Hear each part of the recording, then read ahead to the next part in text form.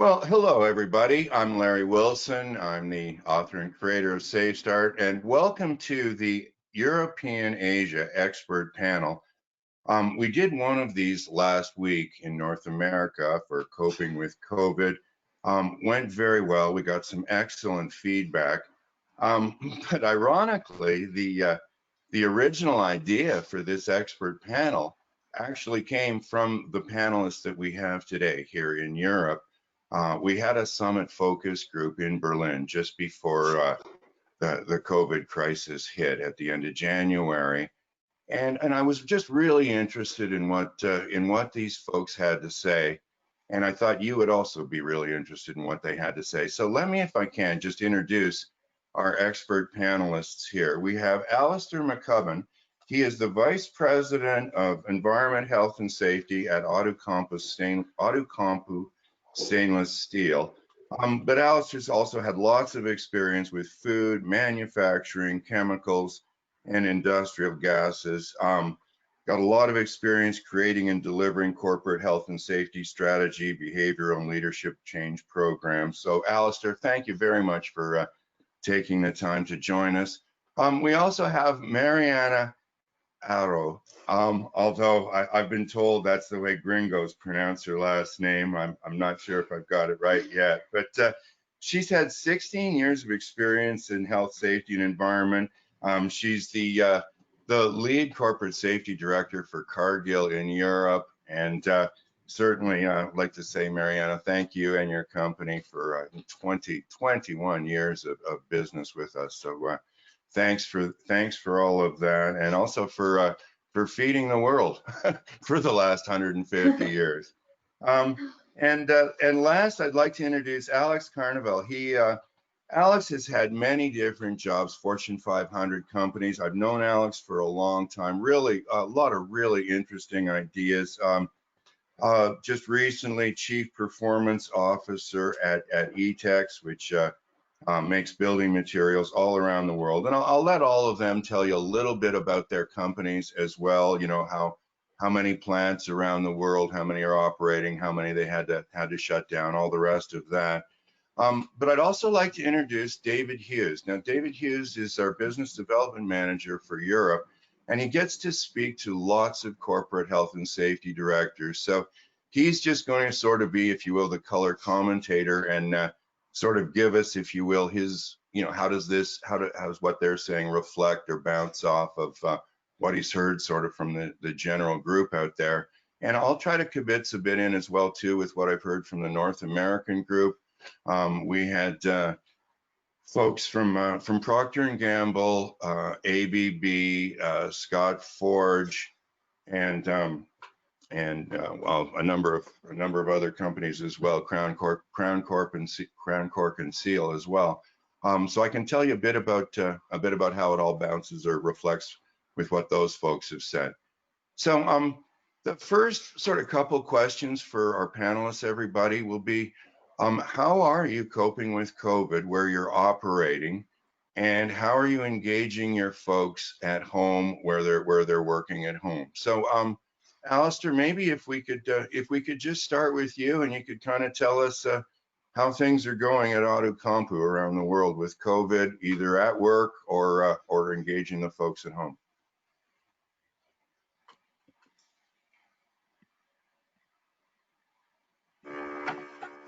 Yeah, thanks very much, Larry. So Outokumpu, for those of you who don't know, is a stainless steel manufacturer. We've got about 15 major sites around the world, mostly Northern Europe, North America, and Mexico. We've got some smaller finishing sites, but another 15 to 20 of those around the world as well. We've got a working population of around about 10,000 people, and we've been pretty lucky so far because we've had no major shutdowns through the whole of this. So it's I'm not going to say it's business as usual, but it's we've been in a little bit of a lucky situation with that. We took on the whole of this as a crisis management issue from day one, when our first situation, when it first arose in our business, and we started off from a safety perspective with the crisis management, but we also followed through with looking after our customers, our supply chain, our procurement, communications and our inventory management and all that through our crisis management as well, as I'm sure many of you have done to maintain our business and keep it going.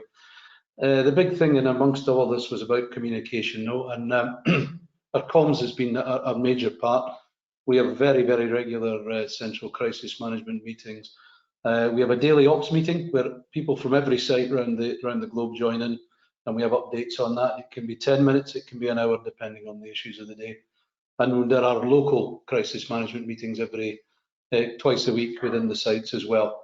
And that assists the flow of information, which is paramount in this, is getting the information from top to bottom and back to top again within the whole of the time. We then moved on to creating protocols and procedures within our business to make sure that we were keeping up with the most up-to-date information as we got it. And we did a lot of this through our internal medical advice and followed that from day one. And that helped us to set up our hygiene rules, our social distancing rules, how we handle visitors coming to site, how we would react if we had a positive case, what we would do about it. And then other practical things about how we manage people working who have to work close together. Can we get rid of it? Or do we have to build a system around about that to protect them? And then obviously working from home, as we would come on to. And but we always followed through on the medical advice from the start. And our medical advisor in our business from day one was all about soap, water and behaviour, and he's followed through on that all the way, and it's never changed, and it's always been the right thing to do, and it's helped us through. But as I said, comms has been our important part. We've also had regular updates from our chief exec on our intranet and messages coming through from him on a regular basis. He's been very open and transparent in those around about the short, medium and longer term views of the business and how we're handling things, how we're coping and what we can look forward to. And I do think that open, transparent part across the management line has been very, very helpful within there. And that's covered issues as they've arisen and gone through. And I think what we've got back from that is the reaction from the workforce. And the great thing is that the reaction of the workforce has been very positive. We've put in lots of rules and instructions to help to try and prevent anything happening, prevent any spread. And these have been followed and actually been welcomed by the workforce. We've had people saying they feel safer at work than they do outside work now because of the way that we've looked after them at work. So that reaction has been very, very good. And we've also, SafeStart's helped us as well within this, because we've started to use that very much to look at the way whether the uptake of the rules and instructions has been good and followed through on, but also to help us to build the good habits that come with that, the good habits of hygiene and the good habits of distancing that we need to have in place. And again, and to that point, we've had great benefit through from all our people and great follow through. Well, Alistair, thanks very much. And I remember just talking with you about this and the transparency, the communication and the transparency, and how just how you thought you'd done it, like your executive group and everybody done a really good job with that, like and at the trust in the workforce. And so anyhow, I also just I know you have a lot of operations in Sweden. I've been to them, so when we come back, I also want to get a comment too about that, because I'm sure we're all interested in how things are going in Sweden, because they took a different approach. Mm-hmm. Okay, Mariana, next to you, just a bit about how are you folks coping with COVID? Both where you're operating and for the folks working at home. And I wouldn't want to necessarily, put a comment or words in your mouth, Mariana, but I remember just talking with you about what you said about your the message from your CEO about the 150 years. And I don't know if you'd care to share that with everybody, but I thought that was really, really interesting, also really profound as well. That's all right. Thank you. And thank you everybody for having me here today. And looking into what have been doing, right? And these, as we all know, we started in China and in Europe, in Cargill, we are talking about around 200 factories in the EMEA region. And in this EMEA region, so far you haven't shut down any of your operations. Just like Alistair mentioned, it's not saying that business as normal, because cannot be normal, but we're lucky enough and have the resources in place to keep you running operations as close to normal as possible. We did have a couple of shutdowns in offices, for example, but operations-wise, they haven't been really affected, and securing our supply chains as well. The approach is very similar. We are always adapting and always bringing to life our crisis management resource that you have been planning, right? And you always hope not to use them, but at a certain point, they really need to get used. And what we did was to adapt a little bit, because this outbreak comes in a wave. And in a wave, I would use an example here coming from Asia to Europe, for example. And then we have split our crisis management plans in steps from A to E, in which one would be organized, the other one would be prepared, the other one would be implement, range from A to E. And of course, at this certain point, everybody's really implementing the pandemic planning to manage the situation to the best we can. And at a certain point, it hit us very strong, because we saw what was happening in China, and of course, Cargill in China was also managed the situation there. But in Europe, talking about the European locations, actually EMEA locations, you stop being the spectators to become the protagonists, because our first factor that was originally was affected was the big area in Italy. And then when you had the situation of everybody goes home and you start to operate with the limited resource that you can. And the guys that they did a very good job, but again, all precautions, all the adherence to the local regulators, how you should keep moving, how we can guarantee that people coming to work are still healthy and safe to perform their duties on behalf of Cargill, right? So that was all taken in consideration for sure. And what Larry was mentioning, and well, just like other organizations, you keep the communication straightforward, transparent, to build trust between employee and employer. And the main considerations to have here is that first there needs to be continuous communication, because if I tell you today you don't need to wear masks, probably tomorrow it changes, and you know that the speed of the information is changing every single day, if not even faster. And then what is one of the things that is really holding our employees and keeping them very strong is the communications coming from the executive team, and especially from our CEO. And as Larry was mentioning, Cargill is 150 years old. And by that I mean, and what actually the CEO means, the organization has been through very different crises, 2 world wars, and other pandemics, plagues, and we are still there. And that's the main message from our CEO. So you have a stand up before, and that's how you really want to keep moving on with the operations. And when the Italian locations, they got the big hit first, they immediately, they started creating how can I say, a kind of, not a logo, but a slogan, actually, a slogan for the crisis. And they keep saying that we don't give up. And then we don't give up because you're keeping these operations up and running, you're keeping our people safe through our pandemic management plans, through the implementation of them, and also organizing our crisis teams. And the way they're operating, there is a business team and there is a country teams. Country is very looking for the authorities' legal requirements closely in order to ensure that are not skipping them. And then the business, they're executing across their operations. And I'm talking business because I'm talking about animal nutrition and health, but that could be also Cargill starches and sweeteners and so on, Cargill protein and so on and so on.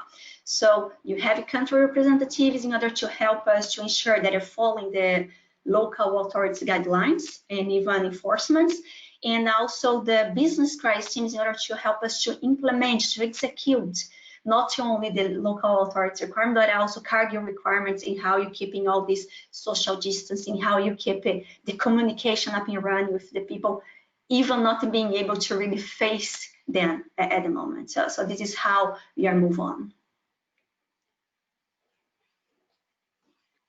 Marianne, thank you very much. And you don't realize sometimes just I mean, one Cargill plant in Canada, in Alberta, meat plant went down. for a few weeks because of some people testing positive, and that was 40% of the beef in Canada. Oh, So one, yes. one Cargill Yes. plant. Okay, so moving on to you, Alex. Just if you can, how give us a bit of the update on the sites that are operating, not operating, and what you're doing with the folks at home. Sure. I mean, ETEX, for those of you who don't know, we're a global building materials company. We're set up around the world, but principally in Europe and South America. So it's something more than 100 sites. So there's definitely a variation, both in terms of local conditions as well as the situations. What was interesting was that there was really an early sort of warning because we have a factory in Guangzhou, China, that was affected during the Lunar New Year. So that actually was what launched for us the initial crisis management, really focused on number one, the people, and number two, the supply chain and the business operations. But what happened there was we were able to get some early learnings, both in terms of restarting the factory that then applied to Italy, to Europe, and ultimately to South America, because that's the way the progression went. I think when you're talking about the general learnings about what we can say, it's very interesting that what both Alistair and Mariana talked about are really the same basis. The things about crisis management, about transparency and communications, all of that was very similar. And I think as we as a group were talking last week, that's what we were building off of. So let me try to maybe add or augment a little bit of what's already been said. There was definitely an approach at ETEX as far as applying crisis management, because I think everybody sort of talks about that initially when you're dealing with this, which is a big unknown. But there was a very conscious desire and effort to try to take it from this reactive crisis management to something more proactive about where are we going to be coming out of this and what do we want the company to look like. So really there was a lot of time spent, and I think this was one of the learnings about the traditional crisis management parts, about management and communications, but also about decision making and how did we want decision making to happen. And I think both within a big company and certainly in a crisis situation, there's a tendency or a pull to try to centralize the decision making, to try to pull it to leadership and to try to make all the decisions from the top. And it became quickly apparent that that wasn't going to work. Not only was it not the most optimum way, but it just wasn't going to work, that things were moving so fast on the ground that decisions have to be made on the ground at the local level. And so that sounds like a very obvious thing, but it is a realization that I think is important to say openly and to state within your operation. Because what that did then was, it doesn't mean that Central stepped out of the way, but it means we had a very conscious delineation of what was going on at a group level, which was really setting protocols, communicating the company-wide things by the CEO, the CFO, the XCOM, and things like that, and then really the decisions about what's going on locally to happen based on local regulations, what's going on in the company, and things like that. So the decision making was very key. And I think both Alistair and Mariana mentioned it, but the need for transparency in communications is definitely critical. This is a time where we've seen certain places where we have great trust, when that's been a big positive, and other places where the trust isn't as good as what we need become not an issue, but an opportunity, because people see that this is the time to try to come together. And one of the things about communications that I think is important is now is the time, even more than normal. This is always necessary, but it's sort of very apparent now, where you not only need to explain what's going on, but also the rationale behind the why you're talking about that.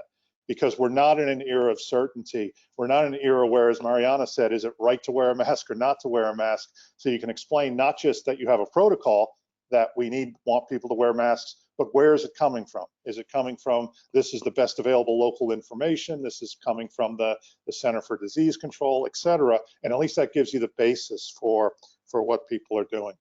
And then I think one of the other key learnings, and I think that, again, for me personally, is this is a time where we're not going to be perfect. We're dealing with imperfect information, we're dealing with unknowns, and it's important to both personally recognize that and give up the need to be perfect and actually make decisions, give the rationale why, and then move forward. So, I mean, those are some of the key learnings as we've gone. From the factory standpoint, as I said, there's over 100 factories. There was a certain amount, up to a third, that were actually down for at least a portion of time. And partially that's because of the local regulations, partially because of business and certain inventory situations. And so each of those had to be managed in its individual way. And now we can talk later about what we're trying to do in terms of bringing them back up. Oh, Alex, thank you very much. Yeah, you did mention before, I think, though, that none of them were down because you'd had an outbreak or because somebody tested positive. They were just down because of government regulations in the area. Is that right? Yeah, I mean, actually, for the most part, it was down more because of the business situation and because of downstream customers slowing down and just trying to manage the production that way. We definitely had some employees that were infected, either confirmed via a test or not confirmed but known, particularly in Italy. So definitely from the beginning, and this was a guidance from the CEO and the XCOM, that the first priority was around the people's health, and that we weren't pushing people to work when they were sick, basically. And so if people were down, that always took the priority, even if it meant slowing down or taking a line down at that point. Right. Okay. And I know you said, Mariana, you said the same thing that Alex said as well too, about trying to provide some help and some direction centrally from corporate, but also giving people to be able to act locally. I think you said that as well too, that there would be a need to be able to act locally. David, how so far is it compared to kind of what you hear out there in if you will, the general corporate safety world in Europe? Yeah, I think a lot of what has been said chimes very clearly with a lot of other companies that I've spoken to over the last 6 weeks in particular. What's really impressed me more than anything, I think, is how good companies have responded. And obviously, when the crisis first hit, there was a period of crisis management and necessary reactivity to the situation. But over the weeks, what we've seen very clearly is those good companies, the ones with good communications, the ones with the good structures which allow this corporate oversight allied to local decision making, local responses to the situation on the ground. They've shown their agility and have actually started over the last couple of weeks in particular. I've started to look at more positive, more opportunistic activities, things that they can do, which will give an advantage. And now even looking further ahead, a lot of companies are very clearly seeing, right, what are things going to look like at the end of this? What do we need to do now in order to be able to prepare, not just for this immediate battle that we're in with the virus, but with the wider situation when we come through this and out the other side, which I think is testament to the strength of those organizations. Yeah, thank you, David. And one of the things that definitely came out of the North American panel, Anthony from Procter & Gamble, who's been through, I think, every epidemic I've ever heard of, N1, Avian 1, Avian 2, SARS. There was about 4 other things in there that I should have known. And what he said is, he thinks, he's hoping anyhow, that this time people will actually believe that there will be another one. Like that this isn't the end, that there will be another one. What you don't know is whether it be 2, 3, 5, whatever years, but that, we don't have to be, if you will, caught sitting on our laurels, that it's going to happen. You don't need Bill Gates to tell you this is a problem. We all knew this in the world before. It's just people didn't listen. Hopefully now they will be listening.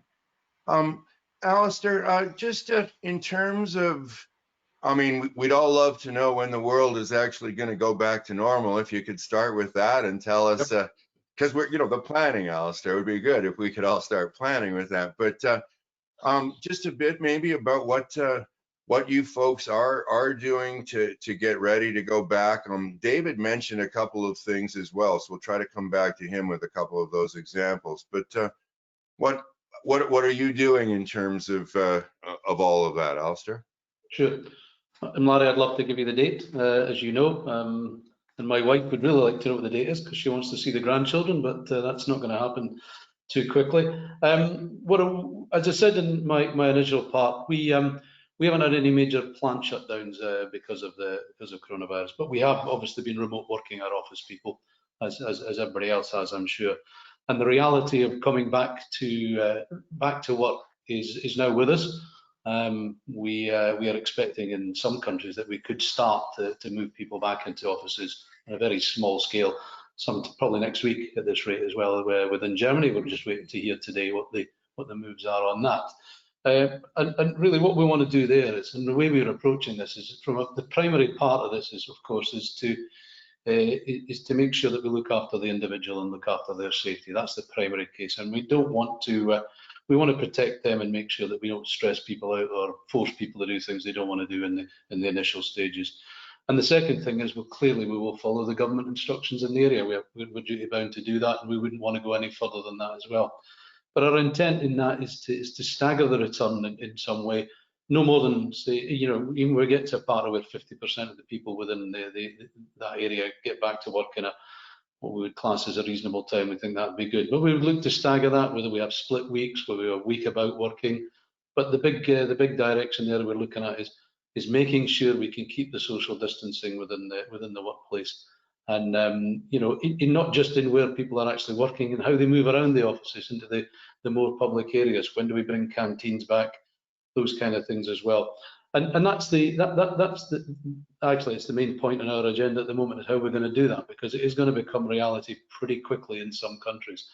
But as I say, the main thoughts are: stick with the government rules. Don't force people to do things that they don't feel comfortable to.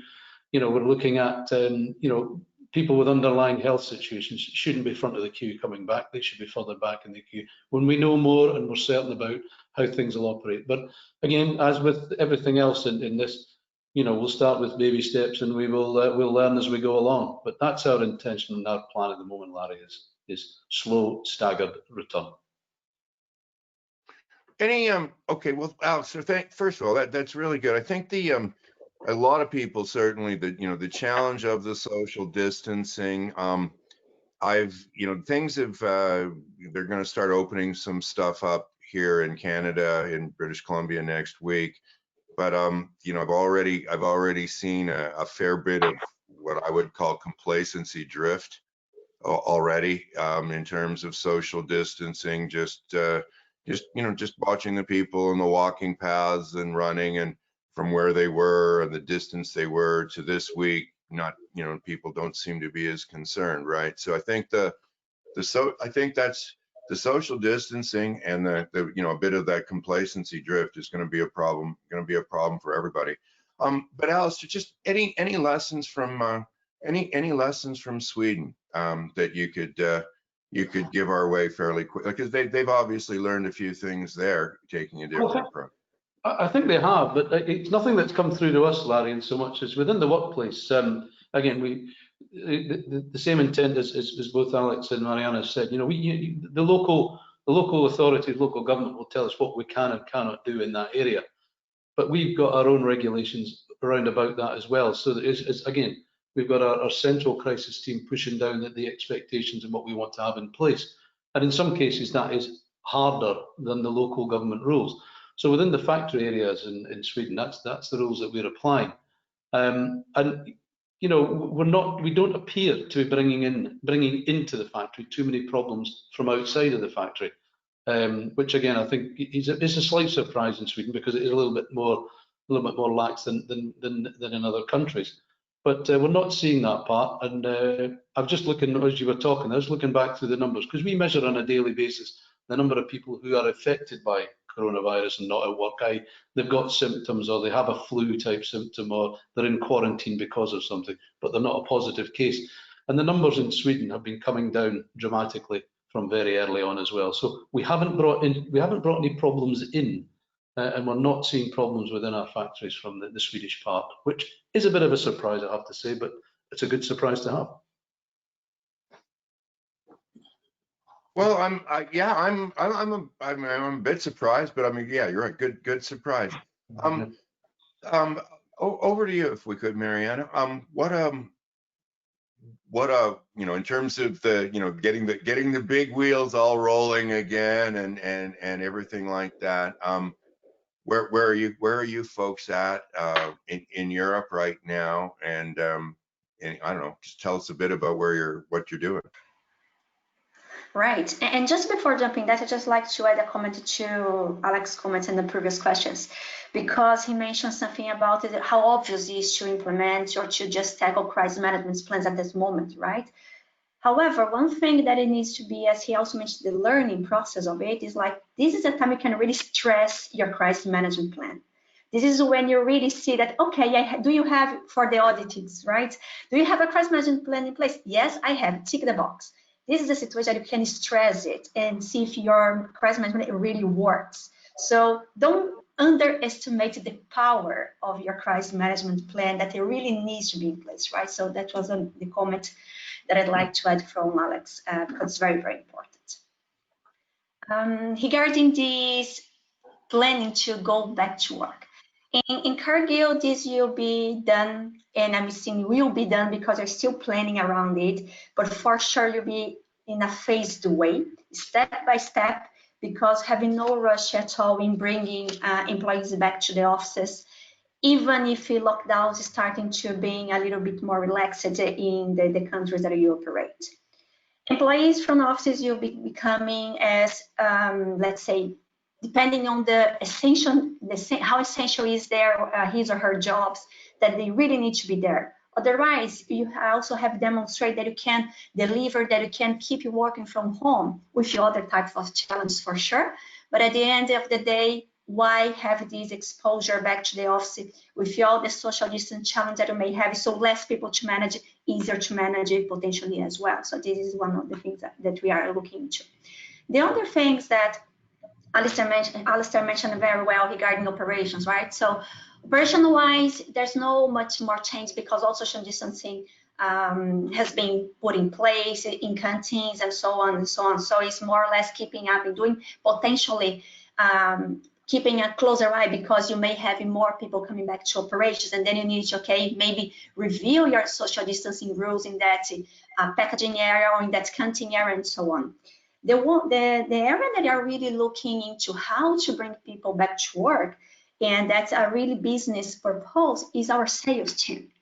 Because sales are the ones that have been doing their best to keep in connect with our customers. Because as you all mentioned as well at the beginning, yes, people first, then our supply chain, but also customers were very important in all these pandemic moments, because they also don't want to be out of their supply chains, that means our organization supplying to them, right? So how you get back to that connection. And then this is when our challenges start, because depending on the country, you have different dates to relax the lockdown, and that's okay. On the other hand, the countries, they may, or some countries like Italy, they are already telling us what are the requirements to allow you to visit a customer, for example. And in Italy is when you have the challenge, because although you have heard about the different face masks or faces coverings requirements, in Italy they are being very specific about one PPE. And then if you don't have that, actually it means that you cannot go to visit your customers. So how do you secure these PPEs, not only for keeping operations running, but also to allow your sales force to go back to the market and talk to customers and bring that face-to-face relationship into play. And that is where you're really being careful in how you can do that right now on the sales part. All the other areas, well, they are pretty much more under control. And again, adhering to local authorities' requirements, how you should move on. But potentially, I think from the different things that we discussed, sales is one thing that are really looking carefully right now, because, well, you also have our employees also, they have the wish to go back to their field, right? Because this is what they do, what they like doing. So we're also looking into that. Yeah, well, and I think everybody's probably struggling with that a bit as well too, Mariana. In other words, and even if you go beyond, beyond sales or the supply chain aspect aspect of it and you just look at contractors, whether those are permanent contractors or temporary contractors. And, you know, one of the questions that we've had in was, you know, do you think there will be the equivalent of like an ISO standard for COVID or for contractors, so that we can have some assurity that the people that are coming into our workplaces know what to do, have the proper personal protective equipment, know how to wear it, et cetera, right? And we can also do the temperature testing and some other things as well. But we'll come back to everybody for that one, Mariana. Alex, just if you can, once again, maybe I can't be having to put the burden on you to sum it up for everybody, but you've been doing a great job with it so far. So if you wouldn't mind, maybe just talk about where you guys are at in terms of, you know, trying to get the big wheels all moving again. Yeah, again, I mean, I think a lot of similar processes that both Alistair and Mariana mentioned, as far as trying to adapt to what the new rules or the best information on the ground are. But one thing I wanted to mention is there's a very healthy conversation going on within the group about not going back to normal, or going back to a new normal that we're going to define. In other words, through this process, through the last 6, 7, 10 weeks, there's actually been some positive lessons about how we would want to work and how we can work better regardless of the situation with COVID, or regardless of social distancing and all of that. And I'll give you a couple examples. I think it's really made people challenge the validity and the value of certain meetings. I think, like a lot of companies, we probably had the tendency to default to, oh, let's have a meeting on this, or let's have a discussion on this. Whereas now it's a little more painful to do that. And so you sort of have to separate out the things that are most valuable as far as discussions, as meetings. If you don't need 10 people in it, you only need 2 people in it, do it that way. So I think that's something that we want to carry on in terms of the new normal, regardless of the outside situation. I've just got to comment on that, Alex, because I have a thing about that with people. You know, we'll have a meeting and I'm like, does anybody have a solution? No. Yeah. Well, it could be a long meeting then. You know? Anyhow, sorry, carry on. But and there's a lot of variations of that, and I think it's just, again, what's interesting to me, just maybe step back in a meta standpoint, you introduced us as an expert panel, and I don't think any of us feel like we're experts on this subject, because this is so new and so different. So I just want to represent that to the people out there. Don't consider us experts, but consider us maybe your peers that we can help you with. Well, and I'm not an expert moderator either, although I've done this maybe a dozen times. But one of the things I was supposed to mention, because Mariana mentioned it, is that, hey, regardless of the credentials and the experience that we have, it's difficult to be an expert until you've actually had experience with something. And none of us have had experience with anything like this before. So we're doing the best with what we've got, and we hope it helps you. But none of us, you know, none of us feel like we've got expertise because we haven't had experience with it yet. So that just makes sense. Yeah. Okay. Sorry. Let me just close out a couple of points. When I talk about what the new normal could be, another area is around working remotely. I think now we've all had to experience, we've all had to do the Zoom meetings, the webinars, the technology, and it is a powerful tool to use. I think we all believe, and we all want to go back to more personal contact, and I think we all believe in the value of having that direct interaction, but I think it can be a different balance going forward. In other words, and you see people, yes, it can get boring working at home, but it's actually nice not having a commute each day. You're saving time, you're saving money. So there's going to be a different balance that I think where companies can and should be open to the remote working, where it makes people and the company more effective. I mean, a third area is going to be travel. Right now, we know it's an unknown about how much people will be able to travel between countries and certainly between regions or internationally.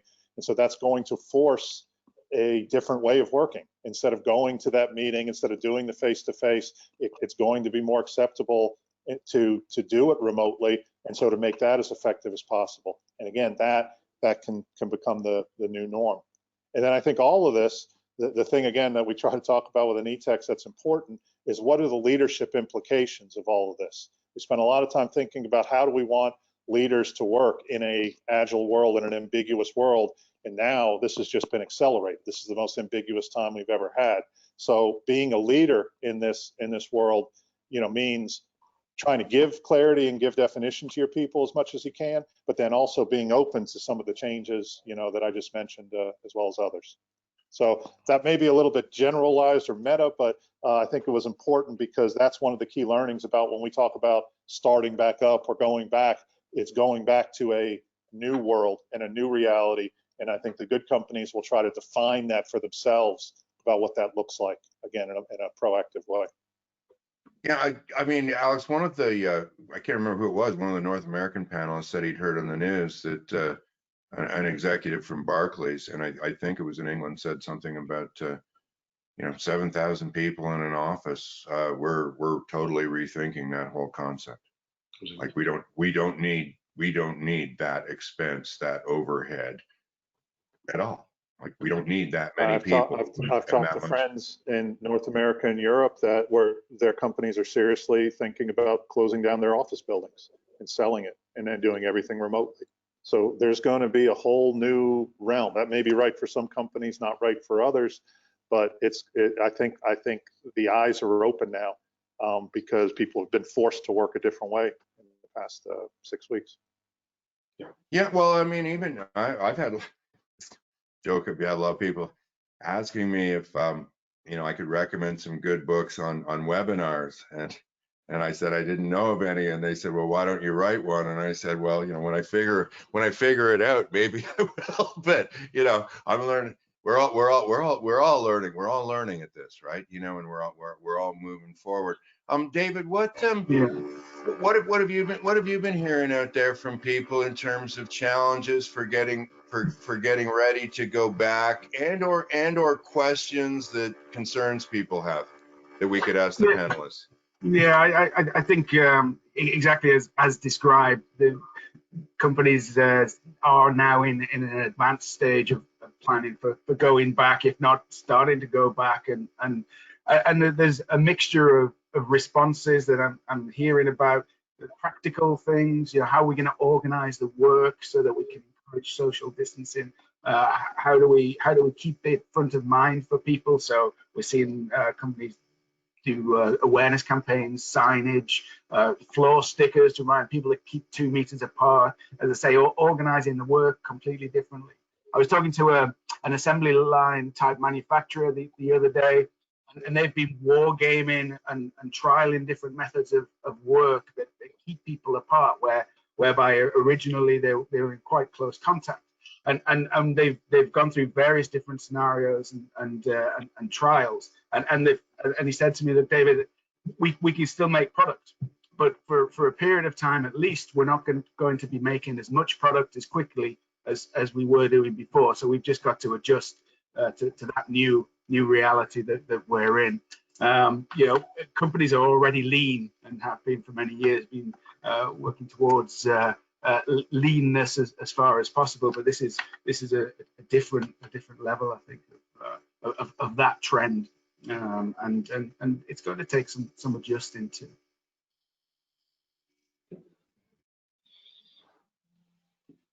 Like definitely, although there's a willingness to adjust and a willingness to cooperate that hopefully will endure after this crisis as well too. One of the things that you mentioned also, Alex, and I'll get Alistair to comment on it, is that we're forced to do things remotely now, and one of those, one of the themes, if you will, or topics for the upcoming expert panel webinars is just the challenge of remote training, learning, delivery, and can you actually get behavior change through remote delivery, as opposed to necessarily a canned e-learning course, but where you've got a live instructor, but it's being delivered remotely. All of those things that people were, like you were saying, Alex, they weren't really too interested in exploring it. Now they were forced to do it, and it's sort of made them re-examine a lot of the paradigms in terms of, can can we do and achieve a lot of these things without traveling and without having to put everybody into the classroom. So Alistair, let me come back to you and just sort of, how about the one question we've had, and again coming in about the contractors, and what are you going to do for the contractors, or you know, your plans, if you will, any that the audience could you know, could pick up on? We would, again, as I said earlier on, Larry, we've been operating in most cases, especially in the major plants, we've been operating pretty much as was before, and we've had contractors coming in, and I'm sure again with a lot of the people who are on the call and with others here that we're taking opportunity with some slight downturns to bring forward shutdowns and such like and so forth. So we're actually upping the number of contractors that are on our sites, you know, at the moment as they're coming in because of these kind of things, bringing them forward from the summer or the late summer. And you know, it really is about making sure that we look after them, and we lay our expectations out with them the same way as with our own employees. Yes, we do all the checks at the gate. Yes, we do all the questions and answers, things like that, and whatever. But I think the overriding thing is that the response that we're getting from them is similar to the response we seem to get from our employees, and that's one of where people want to do the right thing because this appears to be a threat to them personally. And where we may have struggled in safety beforehand to get people to collaborate and to react and to do the right things and follow through and kind of modify their behaviours, we saw it very, very quickly with this coronavirus issue. And we want to find a way of how we can transfer that thinking back into safety so we get it all the time. And again, I think people feel personally, they feel that there's a threat against them as the individual with this, therefore they react it. How we transfer that into our safety thinking and our safety practices is one thing. And then obviously we want our contractors to operate the same way as our employees do. But at the moment, our contractors, our expectations are being laid out to them as was before. But you know, it's almost like, you know the good practices, you know the social distancing, you know the hygiene factors, you know all the things we want to do, and that's an expectation we put upon them as much as we would any other person who's within our factory. So it really is about trying to treat them the same way as the people that are working in the factory as we would do beforehand. But we've got to put on another layer here of you're looking after yourself, you're looking after everybody else around about you, you're following those simple, straightforward rules and behaviours. And that's the kind of way I think we've got to do it. And you know, if we treat them all the same way and everybody's in the same kind of boat, I think it's the right way to do it. But I think we're bringing in, Larry, I think it's the outside, the way people think outside, they're bringing to work now as well.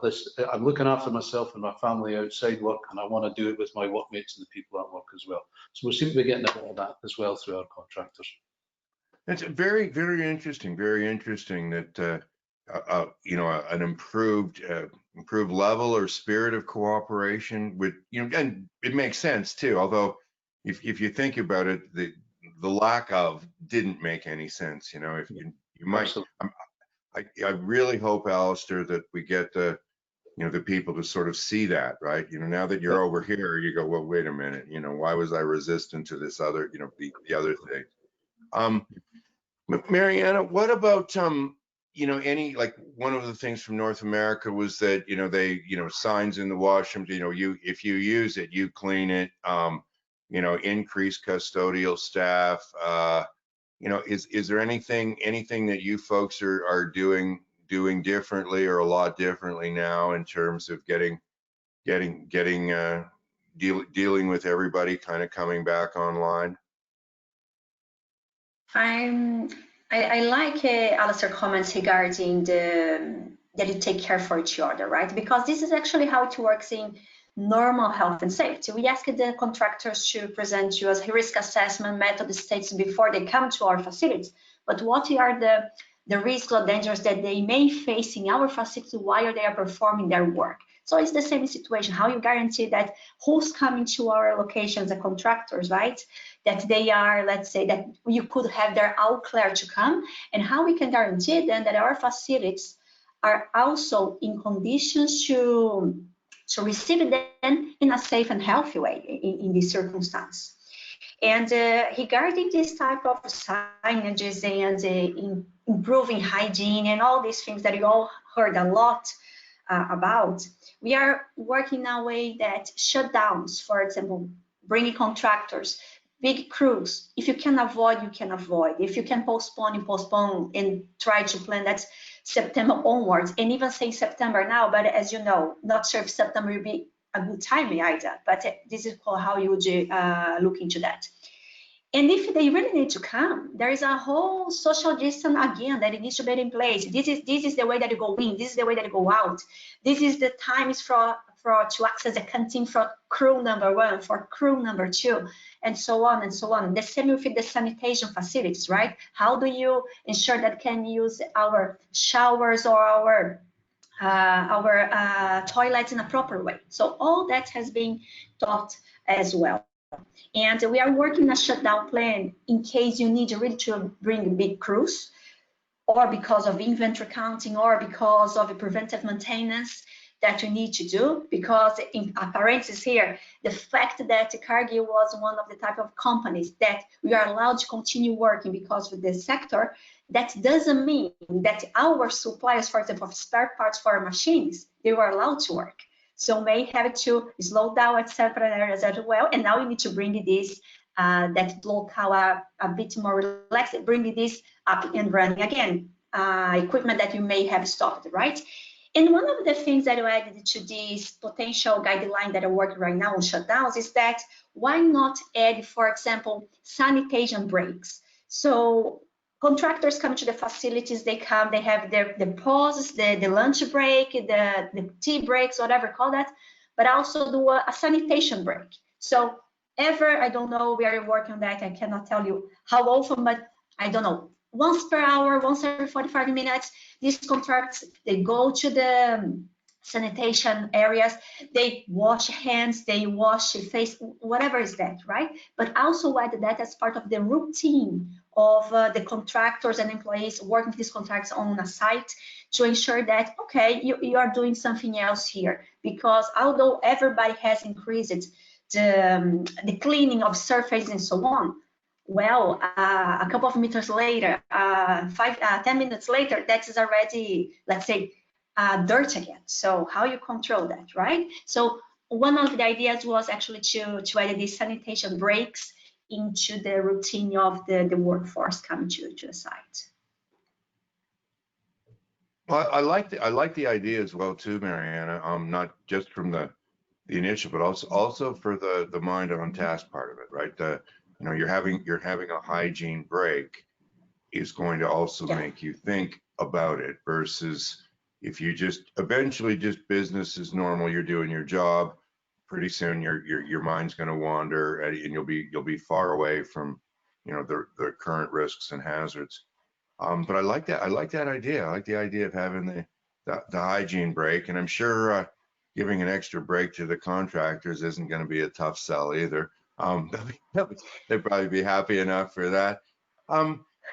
Alex, one of the things that came out of the North American panel was that you really are like literally one child to your child to you to the factory, and now we're shut down for 2 weeks. It's that fragile, but it's also that easy to stop if each of us does what we need to do. But is there anything that you folks are really doing to sort of help with the family or the 24/7 element, and also to prevent the virus coming in through contact via children or other family members to the worker and then into the workplace? Yeah, I mean, I think it's on all of our minds, and I think this is one of the areas where there's obviously imperfect information or learnings about how it really works. I think sort of to what Alistair said, I think one thing is you can just try to have your best processes, your best protocols possible, and just try to follow them and have everybody follow them. And there's maybe a couple thoughts on the way to do that. I think, again, going back to one of the things I said before, is I think you just have to be very explicit with people about not just what we're asking them to do, but why. and what the basis for it is. Because the truth is, from what you just said about the transmission from kid to adult to parent to work, the best way is going to be if everybody was tested and we had foolproof testing and it was all 100% reliable and it was all 100% available.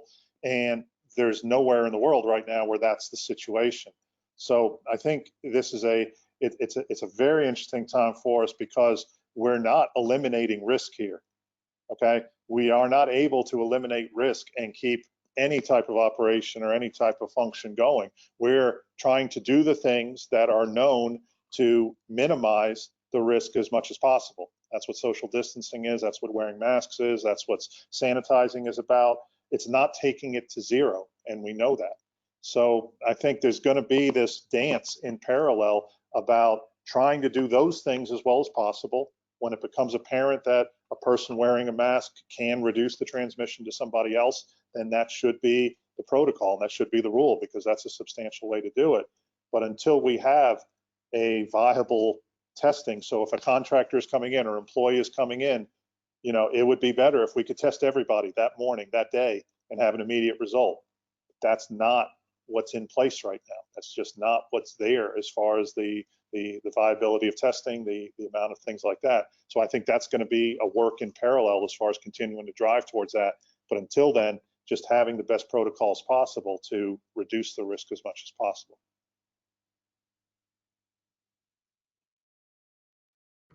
Interesting. For a lot of feedback there. I don't know what I did wrong. Anyhow, I'm going to go over to you, David, and just ask you if you could maybe just sort of comment on how that reflects with the general group. I think there's a tension, a competing tension between both on an individual and a company, and even on a governmental level, whereby you've got this one, on the one hand, the imperative, we've got to get back to work. Yeah, I've got to earn money for my family. Companies have got to, you know, get back to being productive and earning money in order to keep existing, and government obviously on the higher level needs the economy to get going. But then on the other hand, by way of balance, we've got this safety concern on a personal level, on an organizational level, and then obviously in the wider society. And we're all trying to find that balance. And I think it's been said, there's no perfect answers, there's no easy solutions. Nobody has got complete grasp of the science of what's going to happen next as a result of what we do. But ultimately, all of those things come down to the behaviors, the actions of individuals, and we'll make choices and we'll do things, in our own balances. And companies, by being transparent, by communicating well, by being consistent and clear with their people, can influence those decisions. And obviously make better decisions for themselves as well. And I think that's what we're going to all be struggling with and trying to find a path through over the coming weeks and quite clearly now months into the future. So individual behaviors and actions, but collectively, the more of us do more of the right things, the better the outcome for everybody. And I think that spirit of we're all in this together, and collective responsibility is probably what's going to see us through on a personal level, family level, company level, and beyond that. Larry, let me make a comment, because something we touched on when we talked last week that I don't think came out explicitly in our discussion.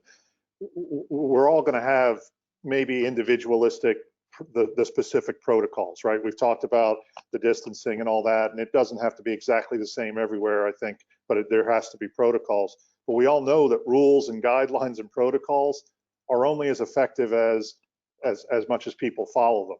And the best way for people to follow them isn't for us as leaders to be beating down on them. It's for a community, to come together, and it's for peer pressure, to be quite honest, for that to become the norm. And I think one of the ways one of the things you need to do to have that happen is actually be gathering input and having the people on the front lines give their thoughts and give their ideas about what matters and why. And so, and I think everybody that's led and managed on a factory floor sort of knows that, but I think it's worth saying on an explicit standpoint that it's not just a matter of us coming up with guidelines, it's actually creating something together that people really are going to follow, and it's probably more critical than ever now. Yeah, and I think that's, also speaks to the trust issue that you've all brought up. In other words, we're going to be open, we're going to be transparent, we're not going to blow the trust with our employees, and I think we're also going to have to accept that these are adults, and they're going to have to step up as well too. Although, like I said, I'm not necessarily seeing that out in the general public here already. I'm seeing a fair bit of drift already, which is somewhat concerning. And we'll certainly talk about that in some of the upcoming webinars. Alistair, I was just going to ask you if you could. I mean, it's a touchy subject, but one of the questions we got in was, how do you handle a positive test? They were just wondering for any sort of tips or anything like that you might pass on. Yeah, it's an interesting one, that, Larry, because I don't know if you noticed me looking down at my phone, but I just got a text to tell me that somebody's husband's just got a positive test. So it's pretty rife at the moment in some places. We had a look at this. I think the part that we were clearly concerned about the individual, and we've had a couple of cases where people have been in ICU, which is not nice, and they've been in quite a bad way.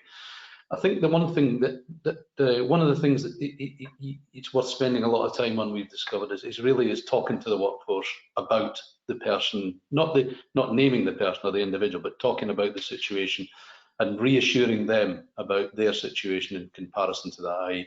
Are they at, have they been a first degree contact? Were they ever in contact with the person? Is there a concern from them? And it really is about calming things down and maintaining a level of calmness across the worksite, that this is an individual. You're not necessarily going to catch it. If you weren't anywhere near them, there's a very good chance you won't even know anything about it, and just keeping that level. But I think in that respect, and something we've been starting to do now as well, is just opening up and listening to the questions and giving the honest answers back to them as well, because there are a lot of questions when these things arise. And we've started having Q&A sessions on the shop floor and in certain factories now already, just to make sure that people get the best information that we have, and we can transfer it on to them, and we can listen to the kind of worries and concerns that they have. The other thing about the positive test is to try and manage the information as well, and make sure that we operate in some remote areas, and of course if something happens in our factories, it's a big deal. And the local press love to get a hold of that kind of thing as well. So it's using your comms people to manage the information well, so that it's portrayed for what it is, not for what it could be, or for anything else as well. So I think in answer to that, it's talking to your workforce, calming them down, making sure they understand exactly what's happened, and if we know why and how and what the effect is on them, which is probably minimal. And also, managing the communications very, very well around about it. That's the things we've learned from it, and we've had a few cases, and it's worked for us that way.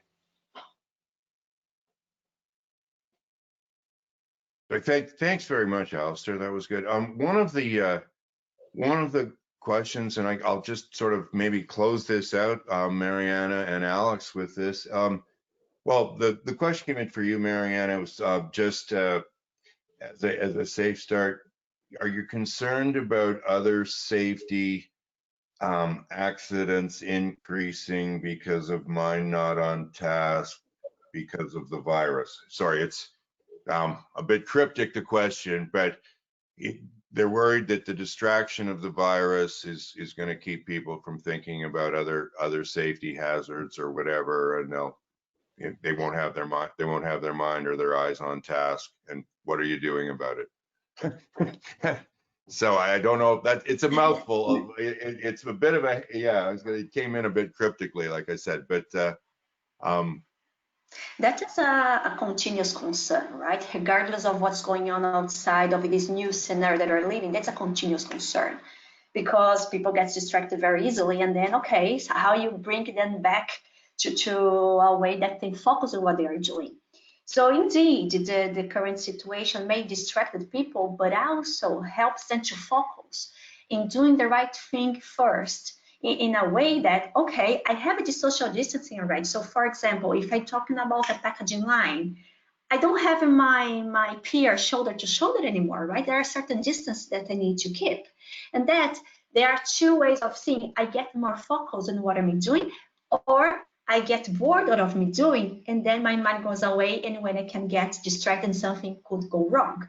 So that is also something that I have been conscious. And during panels at the shop floor for operators and all the people that are in the front line, you keep bringing it up that one situation is the pandemic, the other situation is how you continue working safely here for, okay, if COVID-19, that the other things won't take you away from your normal life, right? And that can be, okay, maybe you're talking about a cut with stitches, but could be something worse. So how you manage that? So there is a full reminding that is being done by our plant managers, by our supervisors to help with that as well. And not only because of the pandemic, but to ensure that, as you know, a successful business needs to be operated safely. And if you are failing down in that, that is also failing down the business. So that's one thing complementing other, actually. Larry, let me just add to that. Yeah, It's a very small data set, as with a lot of these things. But if we look over the last 7 or 8 weeks, our incident rate is below, where we had been before, and it goes beyond even the level of activity. And I think we were talking and speculating on it. And again, you can't draw full conclusions, but we really do believe there's actually a much lower level of complacency right now than what there would normally be. Because I think people are, even for a different reason, they're engaged, they're thinking. So I think there's actually been an increase on mind on task, eyes on task in general as a result of this background issue. Yeah, And one thing that you noticed, sorry, Larry, no, it's okay. was you did saw a decrease in the numbers of reporting near misses, right? And that's a big deal for us because that's when you can start preventing or foreseeing what could come. However, it's also fair to say, for example, if I had a trippy hazard before that people was just passing by it before, now I have, let's say, pathways, one goes, one come back. And as an organization, you want people to go through that path very fast, to not be standing there. So you keep that clear all the time. So that also leads to other practices that, okay, I don't report the trippy hazards anymore. However, I don't have that anymore because the path is is always clear now. So that's our result. Not saying that, okay, that can really lead to decrease in near misses and then we won't have near misses anymore. But one thing I can see that they are relation to another, right?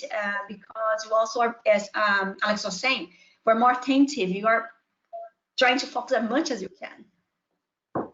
Interesting. The folks in North America were saying that obviously we've got occupational illnesses as recordables going up because of the crisis, but the other kind of recordable injuries, the stitches, the other kinds were coming down. And I was just wondering, because like Alex was saying, I think you do have a general heightened awareness with people, and obviously none of us are ever trying to get hurt, so that's going to help.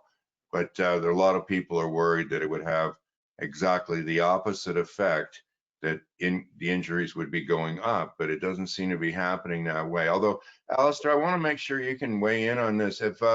Have you guys seen, I don't want to say regular injuries because that really sort of makes them sound like they're not important, but have you seen an increase in No, we haven't, Larry, and I fully agree with Mariana and Alex in that respect as well. It's almost like there's a heightened awareness. Since the middle of April, our accident rates have gone down, and down quite dramatically as well. And I think that goes back to the point I was trying to make earlier. There's something here for us to learn to take forward.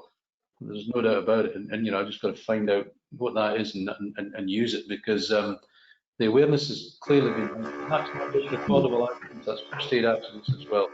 And to Mariana's point as well, even down to near misses, we're seeing less and less reports of those coming through. So again, I think it is a heightened awareness, Larry, and I think it's you know, I suppose it's one positive effect, but it's something we need to get a hold of and use going forward. Well, I mean, you so many times you'll hear safety professionals worry when the near misses start going down. I'm saying, you know, guys, if there could just be fewer of them. You don't have to worry that it's just people not willing to report anymore. You could actually be winning, you know.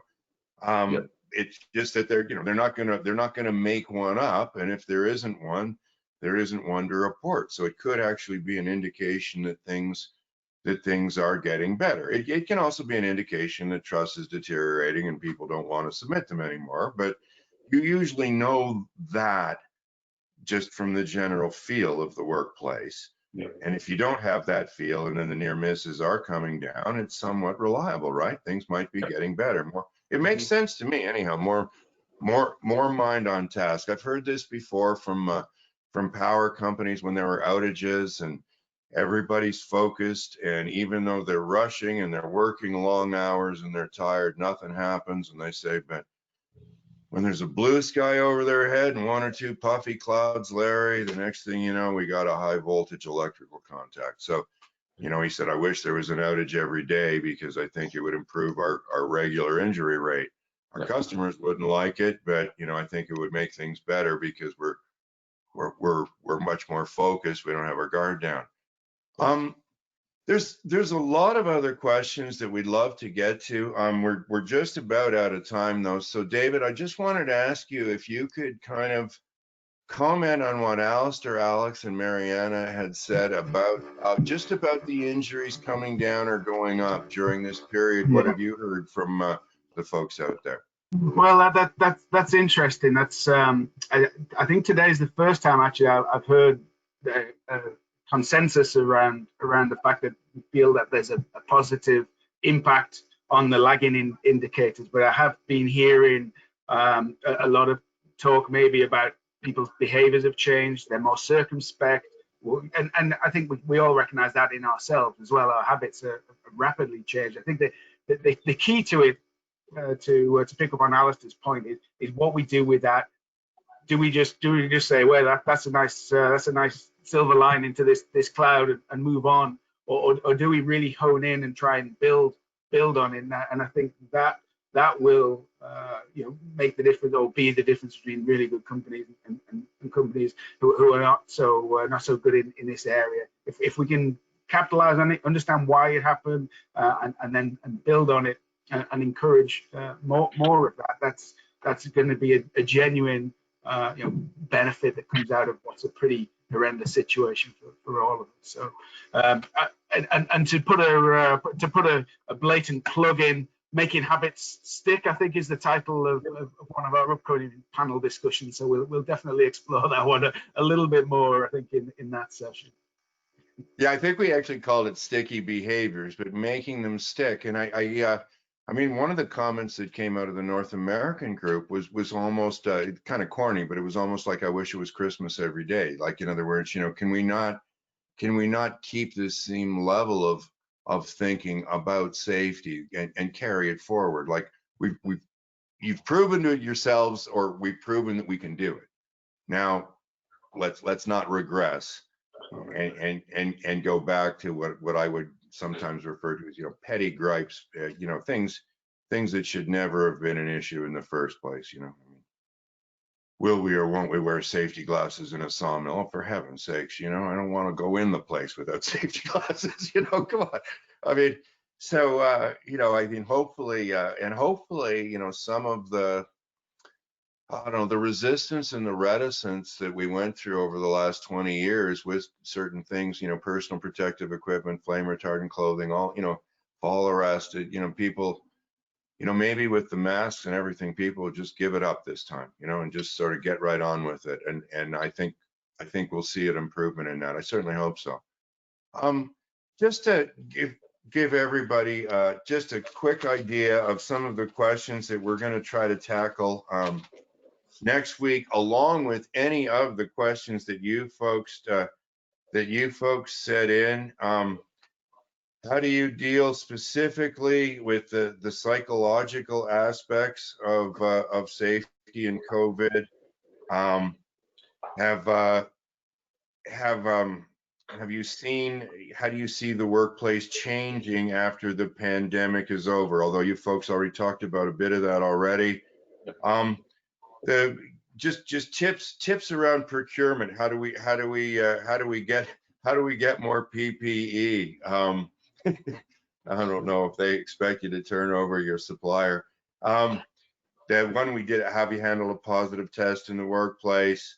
I've got scattered workers all over the place. How do I deal with that? Service organizations. Are you planning to test all of your employees and on what frequency?